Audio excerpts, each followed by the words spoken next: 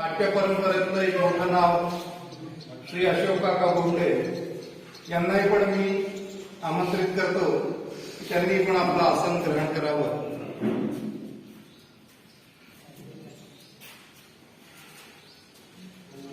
जगदंब महाविद्यालय आणि त्यांच्या संस्थांचे अध्यक्ष श्री रमाकांत शेरेकर यांनाही पण विनंती करतो की त्यांनी पण आपलं स्थान ग्रहण करावं.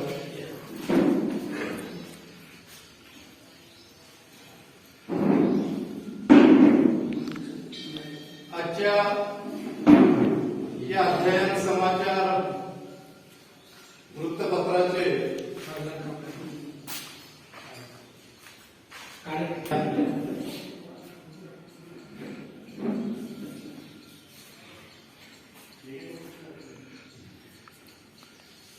अध्ययन समाचार वृत्तपत्राचे संपादक आणि आजच्या या नाट्य परंपरेच्या पुरवणी ज्यांनी प्रसिद्ध करतायत ते आमचे जितूभाऊ रोडे यांनाही पण मी विनंती करतो की त्यांनी पण आपलं स्थान ग्रहण करावं.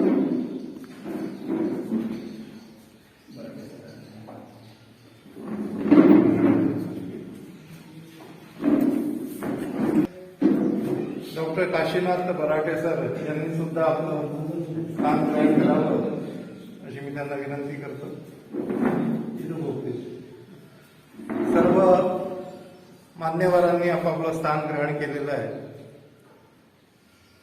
आज इथे विठ्ठल रुक्माई या यादवराव मठमध्ये विठ्ठल रुक्माईच्या मंदिराचं पूजन करण्यासाठी मी सर्व मान्यवरांना इथे निमंत्रित करतो. आमंत्रित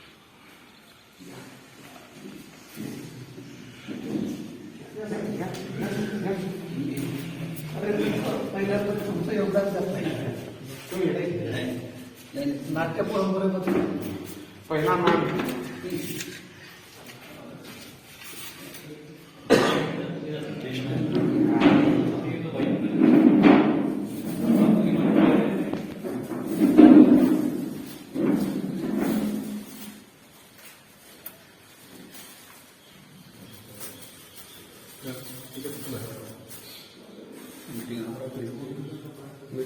शंकरराव गावंडे सरांचं सुद्धा मला मी त्यांचंही पण स्वागत करतो. त्यांनी पण आपलं स्थान ग्रहण केलंय. या छोटेखानी कार्यक्रमामध्ये आपण एक पुष्पगुच्छांनी स्वागत करतोय. आदरणीय श्री सुधाकररावजी नाकीर सरांचं स्वागत मी जितूभाऊ रोडे यांना करावी अशी मी त्यांना विनंती करतो.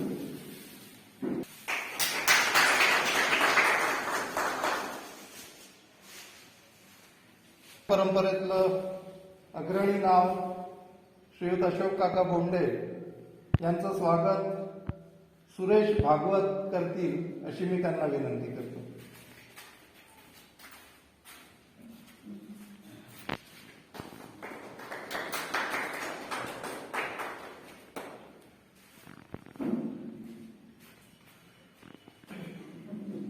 श्रीयुत रमाकांतजी शेरेकर यांचं स्वागत श्रीयुत महादेवराव काळे करतील अशी मी त्यांना विनंती करतो.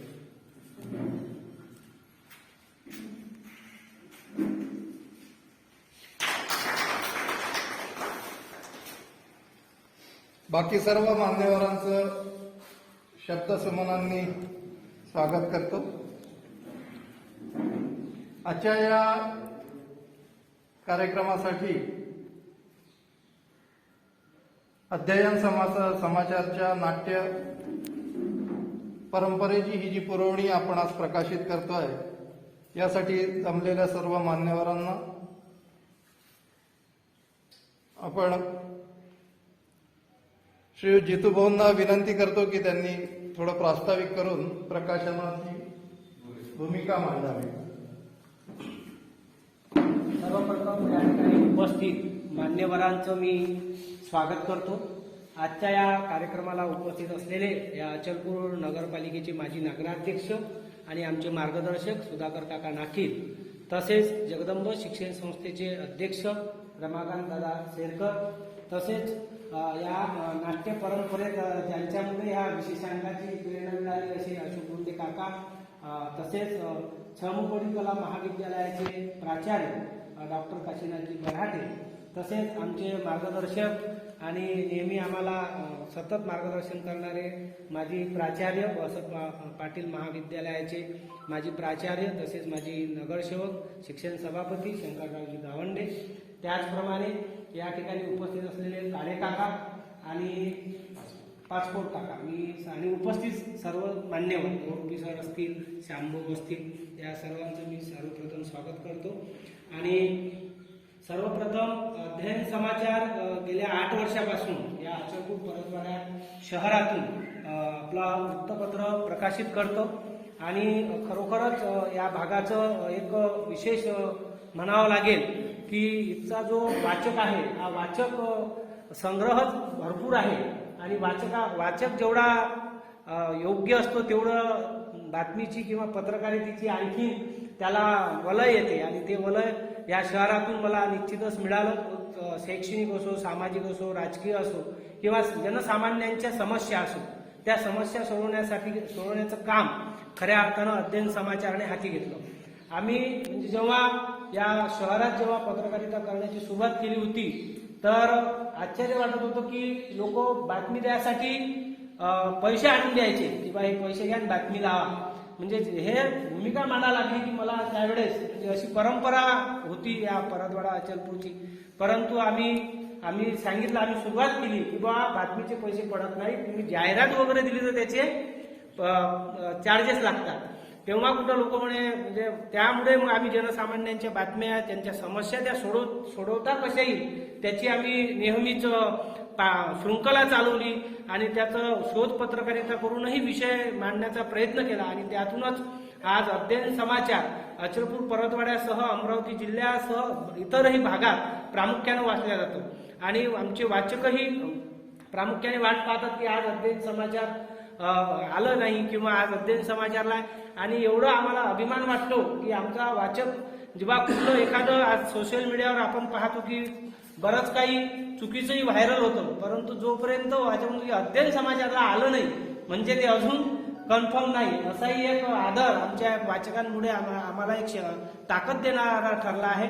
आणि अध्ययन समाचारानं वर्धापन दिनाच्या औचित्यावर नेहमी एक वेगळा प्रयत्न केला की तेच गुळमुळीत लेख आणि तेच रठार विषय घेऊन विशेषांक काढायचा नाही. विशेषांक काढायचा तर काहीतरी नवीन पिढीला जुनं काय आहे, जुना इतिहास काय, तो सुवर्ण काळ काय आहे आणि त्या लोकांनी केलेला संघर्ष काय आहे तो माहीत व्हायला हवा, त्यांचा आदर्श माहीत व्हायला हवा.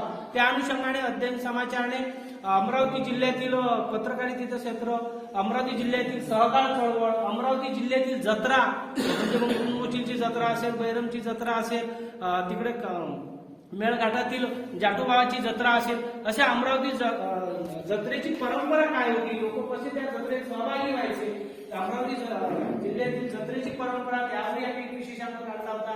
त्यानंतर सहकार चळवळ ज्यांनी उभी केली त्यावर आम्ही विशेषांक प्रकाशित केला होता.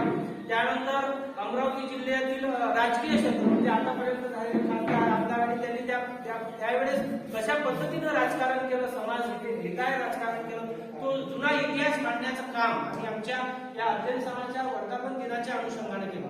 खरोखर मग या 8वा वर्धापन दिन असताना अध्ययन समाचाराचा विषय कुठला घ्यायचा, कारण कुठलाही विषय घ्यायचा असला की त्याची तयारी आधीपासून करावी लागते. मग बोंडे सरांच्या अचलपूरची नाट्य परंपरा या पुस्तकाचं प्रकाशन झालं. मराठे सरांसोबत बोललो, मराठे सरांनी प्रेरणा दिली आणि त्यातून मग त्याच्यावर काम सुरू केलं. तो अंक प्रकाशित झाला असला तरी मी इथे सांगू इच्छितो की तो अपूर्णच आहे, कारण नाट्य परंपरा एवढी विशाल एवढी मोठी आहे की त्यावर कितीही लिहिलं तरी ते अपूर्णच राहील असं माझं मत आहे.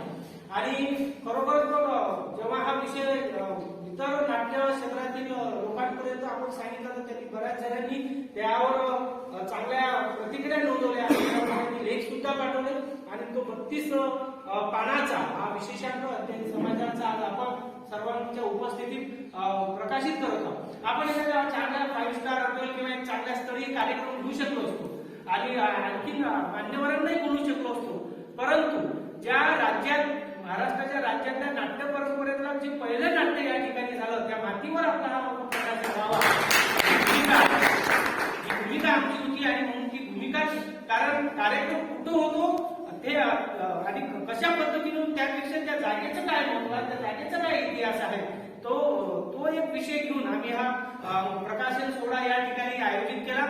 आज 6 जानेवारी आणि वेळेबरोबर आम्ही हे ठरवलं की हा आपल्याला इथंच प्रकाशित करायचा आहे. त्याकरता कोंडे काकांचं सहकार्य होतं, काळे काकांना आम्ही फोन केला आणि ही सर्व जी व्यवस्था ही तात्काळ आमचा जो शुभम आहे त्या शुभमने तात्काळ व्यवस्था केली अगदी कमी वेळेत आणि ह्या कार्यक्रमाचं आयोजन आता प्रकाशन आपण करू अध्ययन समाचारच्या 8व्या वर्धापन दिनाच्या अनुषंगाने अमरावती जिल्ह्यातील नाट्य परंपरा.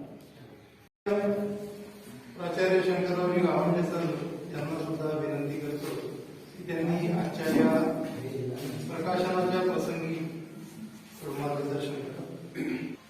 महाराष्ट्रात तसे आपल्या अमरावती जिल्ह्यात ज्या शहराचं नाव लौकिक आहे, ऐतिहासिक शहर म्हणून ते बनलं जातं, अशा अचलपूर शहरामध्ये आणि विशेषतः यादव भवनमध्ये अध्ययन समाचाराला 8 वर्ष पूर्ण झाले.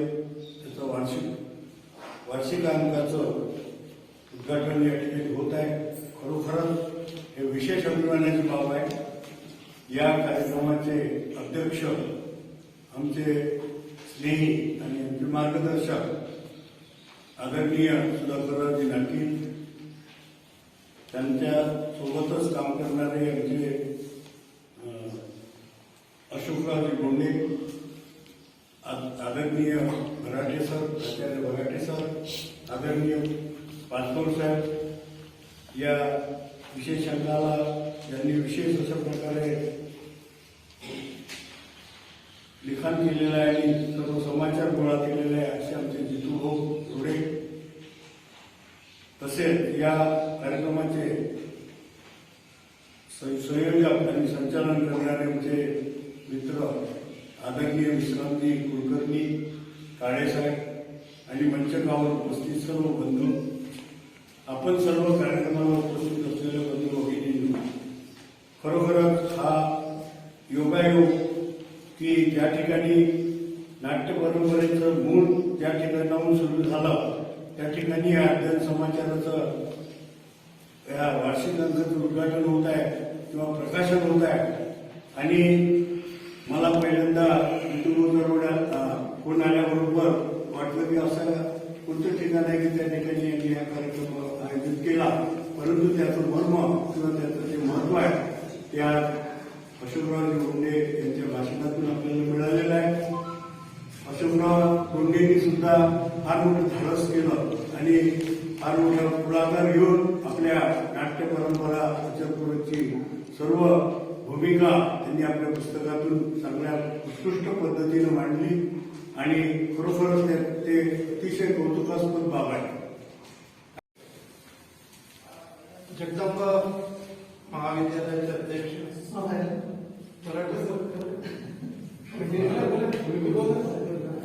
श्री रमाकांत शेरेकर यांना विनंती करतो त्यांनी दोन शब्द.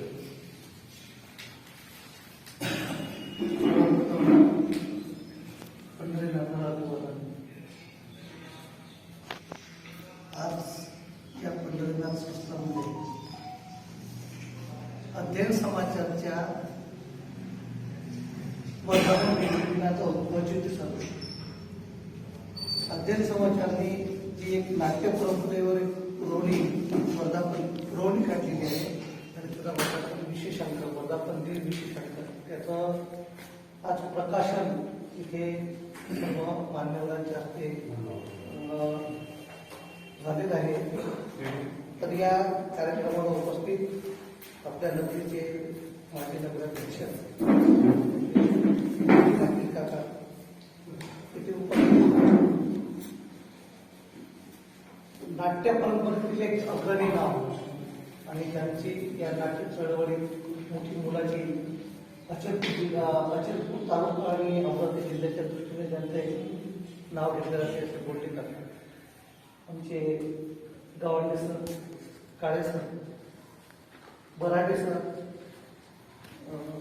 पासपोर्ट काका, जितू हो आणि कुलकर्णी साहेब ज्यांचं योगदान म्हणजे देहदानापासून सगळं कार्य कुलकर्णी सर सांभाळतात आणि त्या चळवळीत सुद्धा त्यांचा सहभाग आहे। आणि इथे उपस्थित सर्व नाट्यप्रेमी मंडळी, आमचे मित्र आपले राजेश चव्हाण, श्याम, अनिल कजारे। अचलपूरच्या नाट्य परंपरा या ग्रंथाच्या निमित्ताने आपल्या अचलपूरचं नाट्य वैभव हे समोर आलेलं आहे आणि तोच धागा पकडून आदरणीय जितू भाऊ यांनी अमरावतीच्या नाट्य परंपरा या विशेषांकाचं या ठिकाणी प्रकाशन केलेलं आहे। खरं म्हणजे या विशेषांकाची व्याप्ती ही अमरावती जिल्ह्या पासूनची आहे आणि अमरावती जिल्ह्यामध्ये चांदूर बाजार, अमरावती, वऱ्हा या ठिकाणीच्या नाट्य परंपरा आहेत त्याचे संकलन तुम्ही मोठ्या प्रयासाने केलेलं आहे। वरुडचं पण खरं म्हणजे यासाठी लागणारी जी शोध दृष्टी आहे भाऊने सांगितलं त्या पद्धतीने ती आपण जोपासलेली आहे। अचलपूरची नाट्य परंपरा ही समृद्ध आहे आणि त्याचे काही साक्षीदार आपण या ठिकाणी बसलेलो आहोत। मला तर असं वाटतं की अचलपूरच्या ज्या नाट्य परंपरा आदरणीय बोंडे सरांनी आपल्या ग्रंथामध्ये मांडलेल्या आहेत त्या नाट्य परंपरा आपल्या सगळ्या वयोवृद्धांना, आपल्या जाणकार लोकांना आठवत असतील। काहींना आपल्या वडिलांकडून, आपल्या आजोबांकडून त्या माहीत झालेल्या असतील आणि काही लोकांनी तर प्रत्यक्ष या संस्थांमध्ये होणाऱ्या नाट्य परंपरांमध्ये सहभाग सुद्धा घेतलेला आहे। आमचे मित्र राजेशजी चव्हाण, गौरवपी सर, रामभाऊ यांनी या सर्व नाटकांमध्ये लहानपणी काम केलं आहे किंवा आतापर्यंत त्या नाट्य परंपरा सुरू होत्या। सरांनी सांगितलं ते बरोबर आहे की 1835 ला या भूमीमध्ये, या रंगभूमीवर पहिलं नाटक सादर झालं, पण त्या नाटकाचा लेखाजोखा आपण ठेवू शकलो नाही आणि त्यामुळे सांगलीला मराठी रंगभूमीचा तो मान मिळाला। जर त्यावेळेस आपण काही पुरावे सादर करू शकलो असतो म्हणजे 1935 ला साताऱ्याला, रत्नागिरीला, अखिल भारतीय मराठी नाट्य संमेलन झालं आणि त्या नाट्य संमेलनामध्ये स्वातंत्र्य विदा सावरकर सुद्धा उपस्थित होते। त्यांच्या उपस्थितीमध्ये सांगलीच्या नाट्य वैभवाचा, नाट्य परंपरेचा प्रस्ताव मांडला गेला आणि 5 नोव्हेंबर 1935 पासून मराठी रंगभूमी दिवस साजरा करायला सुरुवात केली। त्या ठिकाणी जर आपल्या यादवराव मठातील नाट्य परंपरेचे काही दाखले जरी आपण सादर केले असते की आमच्या या नाट्यभूमीमध्ये 1835 ला पहिला नाटकाचा प्रयोग झाला आणि तो प्रयोग एका परंपरेच्या रूपात झालेला आहे। म्हणजे दसऱ्याच्या दुसऱ्या दिवशी तो प्रयोग होतो आणि तो सातत्यपूर्ण प्रयोग जवळजवळ 150 वर्ष अखंडितपणे सुरू होता। हे जर आपण त्या ठिकाणी पटवून सांगू शकलो असतो तर कदाचित अचलपूर ही मराठी रंगभूमीची जननी ठरली असते। आदरणीय सुधाकरजी नाशिककर यांना मी विनंती करतो की त्यांनी अध्यक्षीय उद्बोधन करावं। उपस्थित सर्व मित्रांनो आणि माझ्या बंधू, मी आपल्याला प्रामुख्याने सांगू इच्छितो, आता थोडासा माझा भाकी म्हणून आपण ते, कारण राजकीय प्रवासामध्ये मी अध्यक्ष झालो, सामाजिक प्रवासामध्ये मी काही सभा घेतला, परंतु या सर्व गोष्टी होत असताना आपले ते सांस्कृतिक विकास व्हावा या दृष्टिकोनातून मी चिल्ड्रन्स अकॅडमीची घटना पुण्यावरून आणली। त्याचा उल्लेख आपल्या पत्रकामध्ये आहे। माझे जावाई दत्त बाबळस्कर हे तिथल्या PDA मध्ये काम करायचे, कालबाखेर करायचे. घाशीराम कोतवालच्या वेळेस याच्यामध्ये 2 गट झाले. एक भालबा खेळकरांबरोबर गेला आणि एक जब्बार पटेल आणि हे कळसकर आणि हे बाकीची जी मंडळी होती लावो वगैरे सर्व इकडे मंडळी आहे चिल्ड्रेनच्या खेळात. त्या काळात मी अध्यक्ष असल्यामुळे मला असं वाटलं का इथे थिएटर तर आपले पुष्कळ नाट्यगृह तर पुष्कळ आहे, परंतु नाट्य संस्था नाही रजिस्टर कुठली.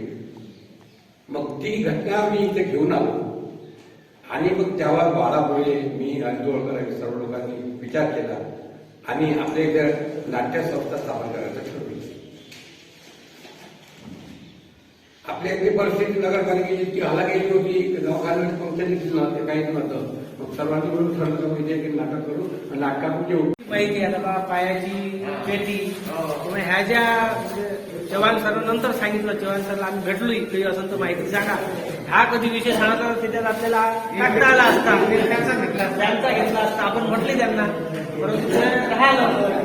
आणि खरोखर तर म्हणजे अचलपूर शहराला जी नाट्य परंपराचं जे वैभव आहे यासोबतच बराटे सरांचा जो सातत्य आहे त्याच्यावर लिहिण्याचं आणि लगेच ते तयार करून मांडण्याचं, म्हणजे माहीत असलं तरी ते लोकांपर्यंत पोहोचवण्यासाठी जे बराटे सरांची धडपड असते, अभ्यासपूर्ण धडपड, नुसतं बा लिहिणं म्हणून किंवा मांडणं म्हणून नाही, ती खरोखरच बराटे सर आणि अशोक बोंडे सर यांचं खरोखरच अभिनंदन आपण सर्वजण टाळ्या वाजून करू.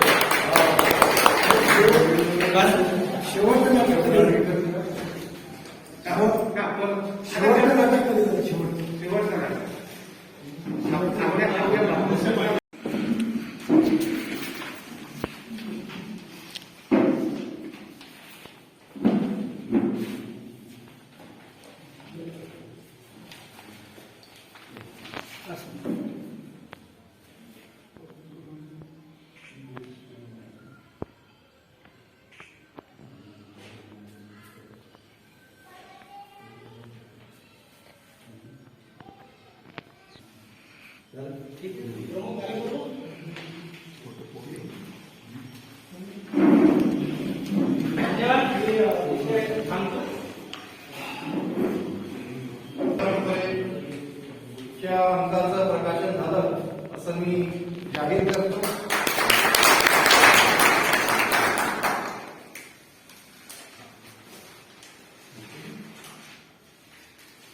ज्यांच्या कलेवर, नाट्य परंपरेवर आजचा हा वर्धापन दिनाचा अंक प्रसिद्ध होतोय ते आमचे अशोक काका बोंडे यांना मी विनंती करतो की त्यांनी पण ते कार्यक्रमाचे अध्यक्ष आहेत, नाट्य परंपरेपासून सुरुवात करू.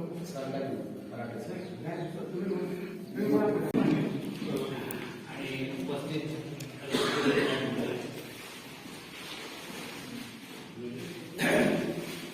खरं म्हणजे आपण आज खूप भाग्यवान आहोत. भाग्यवान याच्यासाठी मला आठवते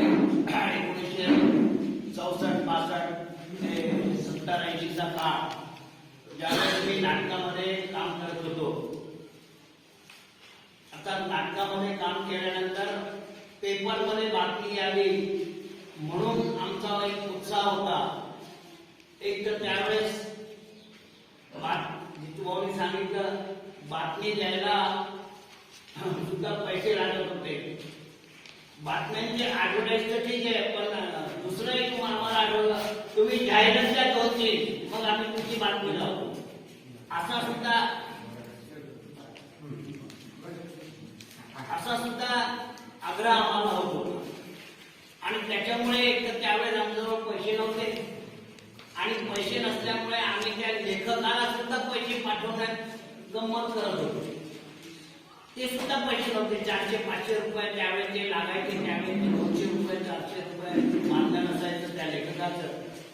तर आम्ही काय करायचो, आपल्याजवळ तेवढे पैसे तर नसायचे, तर आम्ही त्या लेखकाला त्या ठिकाणी म्हणजे त्याच्या नावाचा बँक ड्रॉप काढायचो आणि तो आम्ही वेगळ्याच पत्त्यावर पाठवायचो किंवा घरीच ठेवायचो. मग 6 महिन्यानंतर तो बँक ड्रॉप आम्हाला पुन्हा म्हणजे त्याचे पैसे मिळत होते. म्हणजे जर कोणी लेखक आला इन बिटवीन तर आम्ही त्याला सांगत होतो की हे पहा आम्ही पैसे पाठवले. झेरॉक्स काढून ठेवले होते. म्हणजे असा तो काळ होता. आज आपलं भाग्य आहे, मी जितूभाऊची एक उत्साह पाहिला. नाट्य परंपरेवर आपण बऱ्याचशा त्यांनी किती लोकांना म्हणजे सानिध्य केलं. आम्ही पहिल्यांदा इथे आलो आणि तुम्ही प्रसिद्धीच्या झोतापासून दूर राहिलेला. मी मागं ऐकत सांगितलं तर आम्ही आचारपूर्ती आमचं जे ग्रामदैवत ते कुंभकर्णाचं आहे, त्याच्यामुळे आम्ही झोपलेलो असतो आणि ज्यावेळेस इतिहास दिला जातो तेव्हा आम्ही झोपलेलो असतो. जेव्हा इतिहास लिहिलेला गेल्यानंतर जेव्हा आम्हाला जाग येते तेव्हा तो बदलवण्याची आमच्यामध्ये ताकदही नसते. माझ्या पावडे सरांनी गंमत म्हणून सांगितलं की तुम्ही अशी नाही आहे. कुंभकर्ण जेव्हा उठल्यानंतर जागा लावायचा हिंमत पाहून देतो सगळ्यांना, असं तुम्ही म्हणता. अशा आहे. पण मित्रांनो, एक खूप चांगली संधी तुम्हाला जितूभाऊ सांगितलं या ठिकाणी कार्यक्रम घेण्याचं उद्दिष्ट काय. आपण घरची मुलगी काल बराबर असलाय आपल्याला माहित नाही. आपले मला इथं आल्यानंतर कळलं. अनेकदा श्याम दुर्गर आपल्याबरोबर असताना सुद्धा 56-91 ला होतं तर पहिलं नाटक कधी होतं त्याचा संदर्भ मला लागला 1835 ला ते झालेलं आहे. आपल्याला ती मिळालं नाही दुर्दैवानं. तर असतं तर आपल्याला खूप मोठं भाग्य आपल्याला आपलं असतं. ज्या 5 नोव्हेंबर 1943 रोजी सीता स्वयंवर या नाटकाचा विष्णुदास भावेंच्या यांनी प्रवेश मिळाला आणि विष्णुदास भावेंची 2 नाट्यगृह, एक सांगलीला आहे आणि सर्वात मोठं मुंबईचं विष्णुदास भावे नाट्यगृह सर्वात मोठं आहे मुंबईचं. 2 नाट्यगृह सरकारने त्याच्यासाठी पैसा खर्च केला. जर आपल्याला जर 1835 ची जर यादी मिळाली असते, पहिलं नाटक कोणतं त्याचं नाव मिळालं असतं मित्रांनो, तर आपण मागे राहिलेलो नसतो. अजूनही काही हरकत नाही, आपल्याला काही गंमत हे नाही. पण जेव्हा माझं पुस्तक प्रकाशित झाल्यानंतर पावडे सर त्या ठिकाणी आले होते. तो संदर्भ एखादा 2200 आणि 52 एवढंच माहीत होतं. 2200 आणि 52 बऱ्याच जणांना माहीत होतं. तरुण भारतामध्ये 2200 आणि 52 2 याचाच उल्लेख होता आणि या 2 याचा उल्लेख असल्यानंतर आणि हे वर्ष म्हणजे कोणतं नाटक, त्याचा खर्च, हे सगळं व्यवस्थित लिहिलेलं आहे. हे व्यवस्थित लिहिणारं अचलपूर मधलं एकच नाटक, एकच मंडळ आहे, ते म्हणजे एक मंडळ नाटक. ज्यांनी लिहिलं 2200 जवळ काहीच लिहिलेलं नाही. 52 आणि त्याच्या आमचे मित्र बब्बा देशपांडे आमचा मित्र होता, त्याच्याबरोबर आम्ही नाटक केलं, त्याला मुंबई नेलं वगैरे वगैरे. त्याला खुदू विचारणारे काही दाखव आम्हाला, काही बाळ दाखव, काही जुने नाटकं दाखव, त्या जुन्या नाटकाच्या परंपरा त्या आहेत त्या दाखव. तर त्यांच्याजवळ लिहिलेलं काहीच नाही. ते देशपांडे देशमुख आहे, गर्भश्रीमंत होते. 52 म्हणजे साहित्य विद्या पलीकडे त्यांचं काही कामही नव्हतं. 2200 मध्ये काहीच नाही लिहिलेलं. अंगारकरांकडे त्यांना म्हटलं काही लिहिलं तर दाखवा. हे ठीक आहे, 2003 साली 2200 झाली, पण त्यावेळेस काय नाटक झालं, कोणतं नाटक झालं, असं काही ना काही लिहिलेलं असेल. तुम्ही चॅरिटी कमिशनरकडे पाठवलं असेल तर त्याचा एक काहीतरी असेल, तर तेही त्यांनी सांगितलं आमच्याजवळ काहीच नाही. उलट तुमचं पुस्तक आम्हाला द्या म्हणे, तर ते आम्ही आता इतर कोणी आलो त्यांना सांगू. म्हणजे त्याच्या आधी तिथं काहीच नाही. लिखाण फक्त तुमच्या या संस्थांमध्येच होतं आणि ते खरोखर खूप छान पद्धतीने लिहिलेलं होतं. ज्यांनी लिखाण दिलं त्यांच्या नावाने एकदा तुम्ही टाळ्यांचा गजर केला. आणि मित्रांनो, आजचा दिवस म्हणून आम्ही निवडला जितूभाऊने मी की आपण पहिले आमचा विचार होता मुंबईला मंत्रालयामध्ये जाऊन आमचं हे याचं विमोचन करावं. पण मी म्हटलं मंत्रालयात तर कोणी जाईल, कोणी करेल आता, पण ज्या ठिकाणाहून आपण चाललो आहोत त्या ठिकाणचं पहिलं काहीतरी आपण द्यायला लागतो. म्हणून आपण या ठिकाणी अशी माझी इच्छा आहे. त्यांची आपले पटकन झाला आणि आमचा दुपारी 9 वाजता सकाळी बोलणं झालं आणि हा कार्यक्रम या ठिकाणी आयोजित केला. अभ्यास करावा लागतो त्यांचा आणि अभ्यास पूर्ण असतातच, पण आपल्यालाही ते वाचताना अभ्यास करावा लागतो. असे यांची ख्याती 8 वर्ष यांनी जपलेली आहे आणि 8 वर्ष जपल्यानंतर वेगवेगळे गौरव अंक त्यांनी या ठिकाणी काढले. आज हा तुमचा गौरव अंक आपल्या या मंदिरामध्ये प्रकाशन होत असताना मला अत्यंत आनंद होत आहे की या खरोखर आज या नाट्यातलं आणि या नाटकामध्ये त्यांनी केवळ अचलपूरच नाही, अमरावती जिल्ह्याच्या नाटकांचा विचार केलेला आहे, नाट्य परंपरेचा विचार केला आहे. नाट्य परंपरा अचलपूर इतकी महाराष्ट्रात कुठंच नाही. महाराष्ट्रात म्हणतो मी, मराठी नाटक आहे, महाराष्ट्रात कुठंच नाही. नाटक झालं असेल पहिलं, दुसरं, तिसरं जे काही असेल ते वेगळं, पण जी परंपरा होती जशी या ठिकाणी परंपरा होती, कार्तिक शुद्ध दशमीला नाटक व्हायचं. ही कार्तिक शुद्ध दशमी ही जी परंपरा ही इतके वर्ष 150-200 वर्ष चालली. ही परंपरा महाराष्ट्रात मी फिरलो, महाराष्ट्रात कुठंच आपल्याला सापडली नाही. ही परंपरा आहे. बरं, एक नाही 4 ज्या ठिकाणी जेव्हा मुंबई आणि पुणे या ठिकाणी नाट्यगृह नव्हते, नाटक त्या ठिकाणी म्हणजे 1990 सालाचा भावाने काय 2003चा 2200 तुमच्या 2005चं व्यंकटेश सुलतानपुऱ्यावरचं आहे नाट्य साहेबांचं. तर हे 5 त्यावेळेस मोठमोठे नाट्यगृह, नाटकं होत असतील कोणी, पण नाटकं असताना या ठिकाणी नाट्यगृह, तिथं जरी नाट्यगृह नसतं तर ओपन नाट्यगृहावर यांची परंपरा होती. भावगीरीच्या दुसऱ्या दिवशी या ठिकाणी तुम्ही यायचे, जमायचे आणि त्यानंतर खांबाचं मंचन व्हायचं. पहिले खांब रोवला जायचा.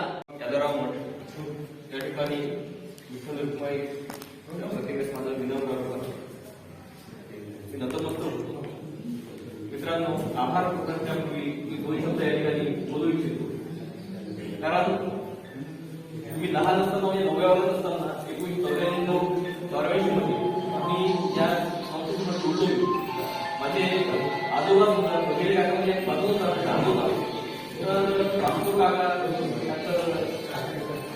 आणि गुरुजी, सुरेशराव, रामभाऊजी, अनिल भाऊ तगाडे आणि बरेचसे असे मंडळी ज्यांनी आठवले त्यांनी सुद्धा दान केलं. आणि या ठिकाणी एक सांगतो मी तुम्हाला की जेव्हा दसऱ्या दिवशी नारळ फोडला जायचं तर तेव्हा दुसऱ्याही म्हणून प्रयोग करायचा. म्हणजे नाटकाची निवड कशी करायची तर या ठिकाणी कोणत्या पुस्तक आणायचे, पाहायचे आणि त्यानंतर एक नाटक निवडल्यानंतर नाटकाचे पात्र आहे तर ते पात्र करत असताना तुम्ही अपसेंट जर असेल तर एखादा असा व्यक्ती होता तर सगळे पात्र करायचे. म्हणजे विशेष म्हणजे ते नाटक 1 महिन्यामध्ये सर्वांना पाठ होतं. त्यानंतर भाऊबीजेच्या दिवशी या ठिकाणी म्हणजे खुला मंडप असल्यामुळे त्या म्हणजे पूर्ण तो तयार करण्याकरता त्या खोदण्यापासून बल्ल्या लावण्यापासून सगळं काम जे आहे ते फक्त नाटकाचे कलाकारच होते. तेही कोणीच नव्हते ते मजूर नाटक लावायचं तर असं कोणीच करत नव्हतं. त्या मार्गदर्शक आहे वास्तू काका यांनी म्हणजे त्या काळामध्ये मला असं वाटतं की 90-91 मध्ये एक जो कसेल त्याची जमीन त्याची जमीन ते नाटक होतं इथे अमरावतीला, त्यानंतर आपली सोसायटी जी आहे तिथे सुद्धा झालेलं आहे. तर परंपरा फार जुनी आहे, परंतु मी 84 पासून त्याचे जोडवानी शेवटपर्यंत होतो. कालांतराने मराठी सर, पासपोर्ट काका आणि ज्यांच्यामुळे हा कार्यक्रम या ठिकाणी नियोजित आहे त्यानंतर विश्रामजी कुलकर्णी साहेब या सर्वांचा या ठिकाणी मी आभार मानतो. त्यासोबत सर्व नाट्य मंडळी या ठिकाणी उपस्थित आहे. राम भाऊजी आहे, सुरेशराव आहे, बहुरूपी सर आहे, आमचे टेलर साहेब आहेत, त्यानंतर केशवरावजी वाट आहेत आणि हरिभाऊजी आहे. आता हे सर्व हरिभाऊजी सुद्धा या ठिकाणी यायचे पेटी आणि करता, कारण ते जी पेटी वाजवायची ते पेटी पायाची पेटी वाजवायची. त्या काळामध्ये तिथे ते असं नाटक समोर करायला तिथे एक स्पेस होता असा.